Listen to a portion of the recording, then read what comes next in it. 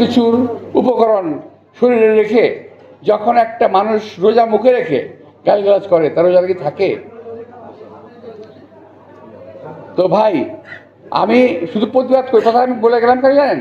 অনেকগুলো মিডিয়া তো প্রতিবাদটা করে গেলাম। তবে আমরা রোজা মুখে রেখে গালিগালাজও করি না, মিথ্যা কথা বলি না, একজন মানুষের বিরুদ্ধে অপবাদ দিয়ে নিজেকে প্রতিষ্ঠিত করার চেষ্টা কখনো করি নাই। আমার রাজনৈতিক কেরিয়ার 1 বছরের না, বহু দিনের। তোমাদের অনেকের জন্ম হয় নাই, বাপ মায়েরও বিয়ে হয় নাই।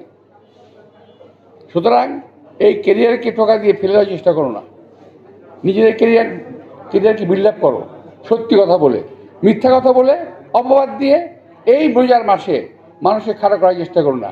তাহলে ইনশাল্লাহ আমি বলবো যে আমি তো তোমাদের মতো এত সুন্নতি লেবাস আমার নাই, তারপরে বলবো আমার মুখের কথা কাজে লেগে যাবে যে তোমাদেরও কিন্তু এটার জন্য দায়িত্ব বহন করতে হবে কোনো না কোনো সময়।